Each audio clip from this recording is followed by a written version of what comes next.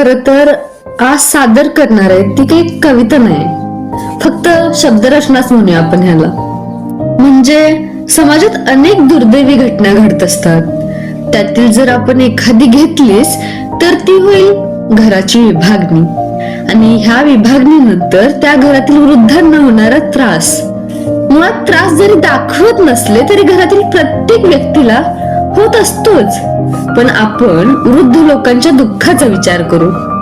तर नमस्कार, आपल्या चॅनेलवर तुमचं मनापासून स्वागत. सुरू करूया हे एक शब्दरचना. म्हाताऱ्यांची दुःख. आजतागायच्या जन्मात काय केलं होतं पाप, म्हणून जीवनाच्या शेवटी अशी दुःखाच्या जळमटांची पांघरुणं या वाटेवर अंथरलेली आहेत.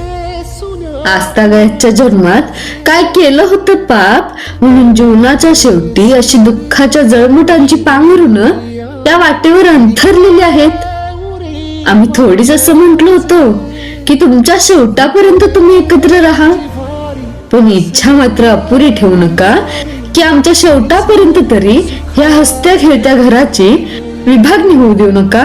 ह्या हसत्या खेळत्या घराची विभागणी होऊ देऊ नका. तुमचा विचार असेल एकाकडे ठेवू आईला आणि दुसऱ्याकडे ठेवू बाबांना, पण आमच्या या काळात निदान आम्हाला तरी एकत्र राहू द्या. माहिती आम्हाला विभक्त झालेली कुटुंब एकत्र येऊ शकतात, पण विभागलेल्या मनांचं काय करायचं? यावरचं उत्तर जरी नसलं तरी उपाय मात्र नक्कीच आहे. द्वेष, कलह, गैरसमज फेकून देऊया. द्वेष, कलह, गैरसमज फेकून देऊया. निदान आमच्यासाठी तरी हे गोकुळच राहू द्या. हे गोकुळच राहू द्या.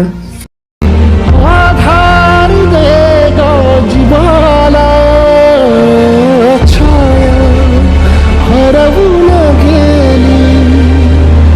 अंधार दाटे दिसाला झरले अकाली पडले शिवारी रुजले विखारी निवे सुटले